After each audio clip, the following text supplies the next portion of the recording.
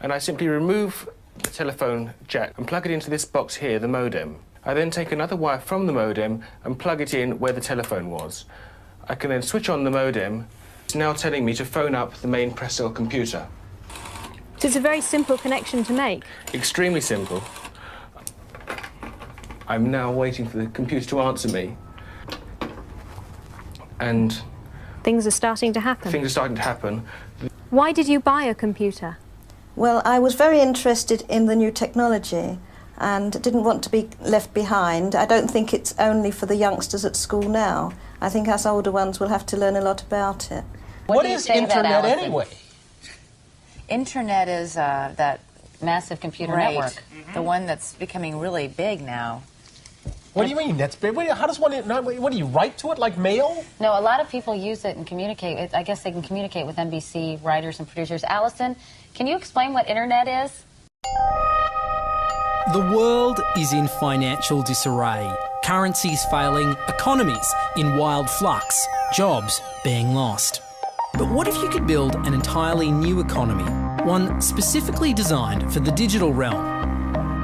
Well, that is the dream behind Bitcoin.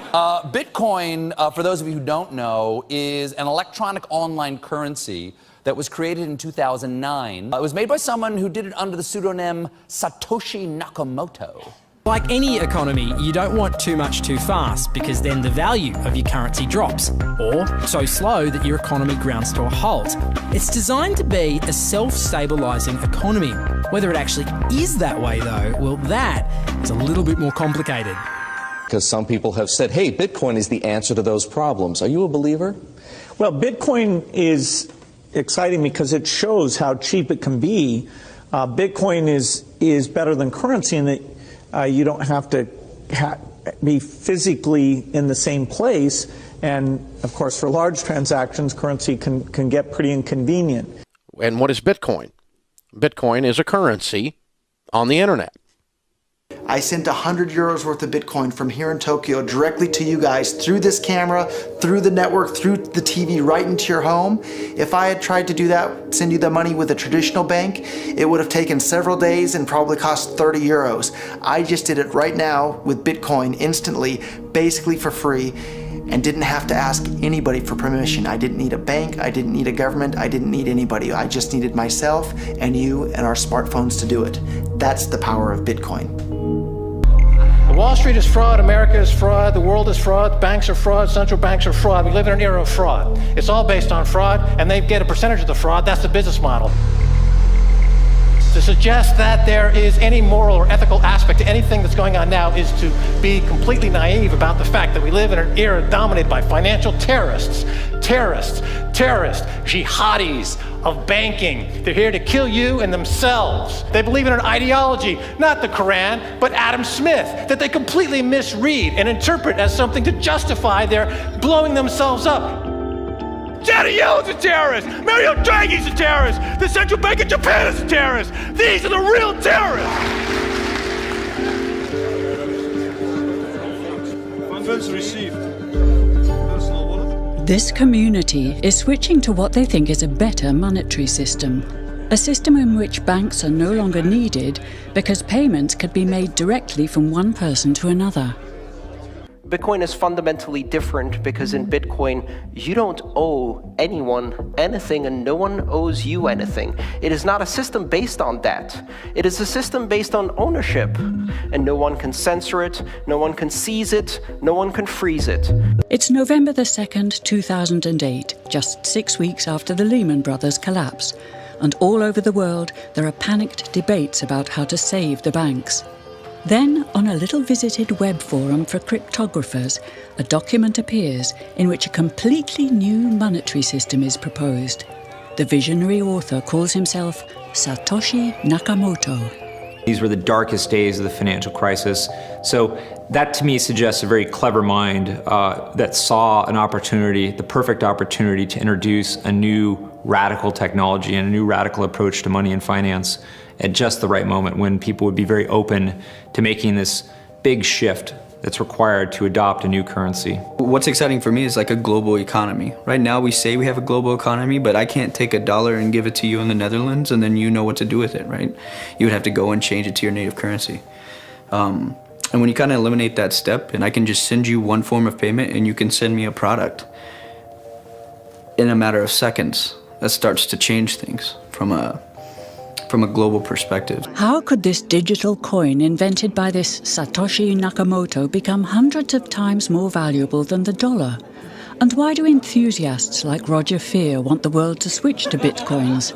I'm giving every single person here 1,000 yen worth of bitcoins, which is like $8 and something cents. Back in the early days, you know, I'd get phone calls from my buddies. Oh, hey man, I lost 10,000 bitcoins because my computer blew up, right? Back then, one bitcoin was less than a penny, right? So nobody cared. They lost $10. I don't care, right? And now 10,000 bitcoins, that's $5 million. That's a big deal, right? Bitcoin is a decentralised electronic cash system that uses peer-to-peer networking along with digital signatures and cryptographics to generate currency. Now, with traditional money, think dollars, the euro, pesos, you've got a central bank, like the Federal Reserve. They issue the currency and they print more or less cash as needed, but not with Bitcoin. It looked very different to me. I mean, as soon as I heard the word decentralized and the fact there was a network powering this currency rather than a central issuer, that immediately captured my interest as something quite different based on what little I knew about alternative currencies at that time. The government couldn't come in and shut down a server and end Bitcoin. It would have to shut down the entire internet or turn off the electricity grid to stop Bitcoin. And so that was really attractive. So gold is kind of hard to divide. Bitcoin divides down to 8 decimal points instantly, super easily. Gold is really, really difficult to transport. If I want to transport gold from here to Moscow, it'll cost a bunch of money to do that, and it's dangerous, and you have to have armed guards and who knows what. With Bitcoin, I can send Bitcoin from here to Moscow or to Holland instantly, just like that, basically for free. I don't have to pay for a bunch of armed guards. It just happens almost like magic. If you ever ask somebody why they think gold's valuable, they can't ever really tell you. They always give you these like weird stories around, oh, it's like a precious metal, isn't it? It's pretty. While we think it has all this intrinsic value, this intrinsic value of gold has been largely constructed in people's heads, often by actually like association with power, association with religious figures. Bitcoin has potential for similar types of construction. Inventor Satoshi Nakamoto has completely relinquished his control of Bitcoin. But he does own 1/20th of all Bitcoins himself. So if one day Bitcoin does become widely accepted as a currency, he will be one of the richest people on Earth. Satoshi invented one of the most important inventions in the entire history of humankind that's going to improve the lives of everybody on the planet for the better. If he had half of all the Bitcoins, he would still deserve it. A lot of people have asked me who Satoshi is since I got in so early.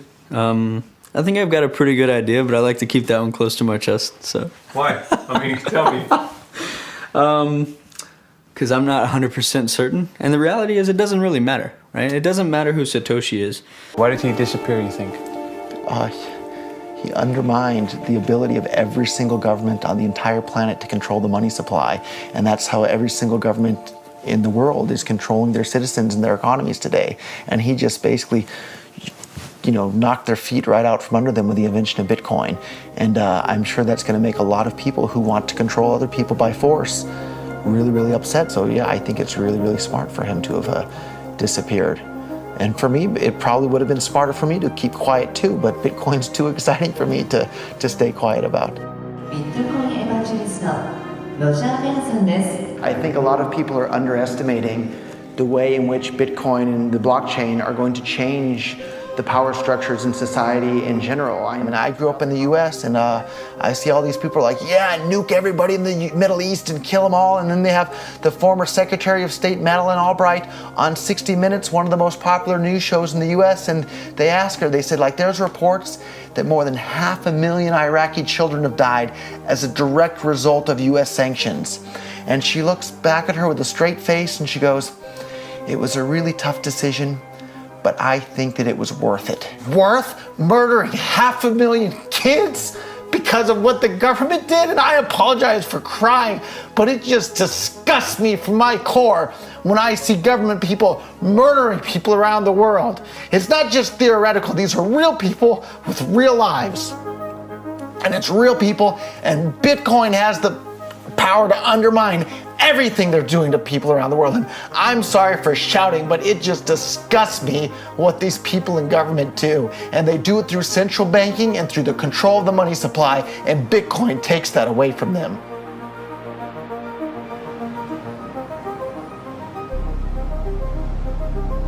You can buy Bitcoin at the Shell station. Check it out. $0 to $2,000. Put your phone number in here. Put the code in. Scan it. Got my reader. Oh, I gotta put the cash in.